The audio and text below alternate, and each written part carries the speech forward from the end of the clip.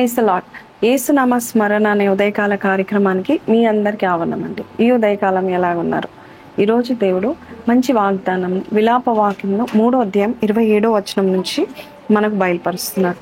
యవన కాలమున కాడి మోయట నరునికి మేలు. చాలాసార్లు మనము అనవసరమైన కాడులు మోస్తూ ఉంటాం. ముఖ్యంగా యవన కాలంలో అనవసరమైన కాడి మోసి జీవితాలను పాడు చేసుకుంటూ ఉంటాం. యేసయ్య మత్తయి సువార్త 11:29లో నా కాడి నీకు సులువైనది, నా కాడి నువ్వు మొయ్యాలంటారు. ఇంకా కొంతమందిని అడిగితే యవన కాలంలో నేను మొయ్యలేనండి, నా రిటైర్మెంట్ కొరకు ఎదురు చూస్తాను, అప్పుడు దేవుని కాడి మోస్తాను అని అంటూ ఉంటారు.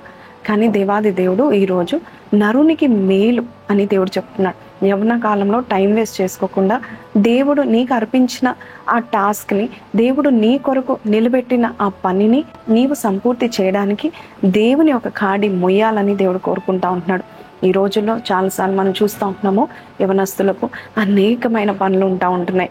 దేవుని యొక్క పరిచర్యలో రావడానికి అమ్మో నాకు చాలా కమిట్మెంట్స్ ఉన్నాయండి అని చెప్తారు.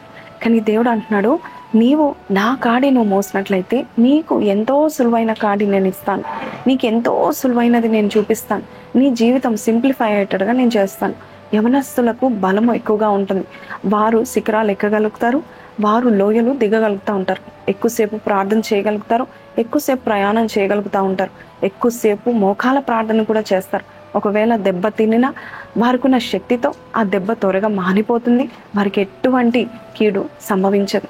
అయితే ఈరోజు మన జీవితంలో మన యవన కాలాన్ని దేని కొరకు మనము ధారపోస్తూ ఉంటున్నాం. ఒకసారి ఒక యవనస్తుడు పాస్టర్ ఇంటికి వెళ్తాడు.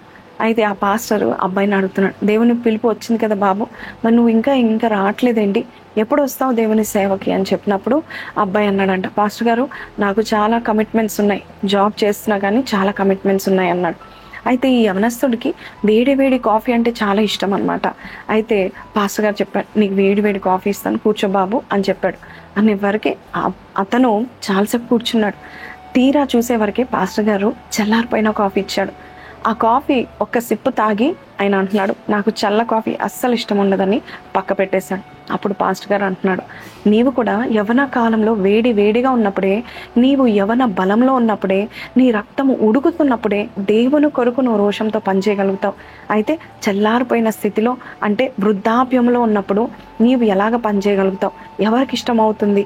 దేవుడు నిన్ను పిలిచిన వెంటనే అది ఏ వయసు అయినా కానీ నువ్వు రావాల్సిందే అని పాస్టర్ గారు చెప్పారు. నిజమే అండి, మన జీవితంలో మన యవనేచ్ఛలను పక్కపెట్టి యవన కాలంలో దేవుని కాడి మోద్దామా, పరిశుద్ధమైన కాడి మోద్దామా.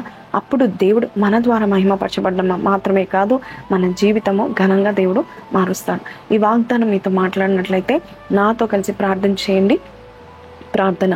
పరిశుద్ధుడా మహోన్నతుడగు తండ్రి, వ్యర్థంగా సమయాన్ని వేస్ట్ చేస్తూ వ్యర్థమైన పనులలో మా జీవితాలు గడుపుతున్నాము నాయన. ఈ రోజు నాయన నాతో మాట్లాడిన విధానం బట్టి నీకు వందనాలు. ప్రతి ఒక్కరు కూడా నాయన నీ పని నిమిత్తము అయ్యా నీ కాడి మోసే వారుగా మమ్మల్ని చేయండి నాయన ప్రభ. చల్లారిపోయిన స్థితిలో మేము ఉండకూడదు నాయన ప్రభ. నీ కొరకు వేడిగా నాయన, నీ కొరకు నాయన ప్రభ నిలబడే శక్తిని మాకు దయచేయమని యేసు పరిశుద్ధ నామములో అడిగి వేడుకొంచున్నాం తండ్రి, amen. So praise the Lord అండి. దేవునికి మీరు కావాలి, మీ యవనం కావాలి, దేవుని మీకు శక్తి కావాలి, దేవుడు నీకు అనుగ్రహించిన జ్ఞానం దేవునికి కావాలి. నువ్వు ఇస్తావా? హృదయపూర్వకంగా సమర్పించుకుంటావా? నీకు మేలు జరిగేలాగా దేవుడు చూసుకుంటాడు. ఈ వాగ్దానం మీతో మాట్లాడితే why don't you share it to all those young people who are wasting their life. ఈ వాగ్దానం మీతో మాట్లాడింది అన్నట్లయితే కింద కమెంట్లు కూడా మాకు తెలియపరచచ్చు. ఈరోజు 12 గంటలకు మరొకసారి కలుద్దాము in the prophetical life service. అంతవరకు సెలవు. God bless you. Praise you.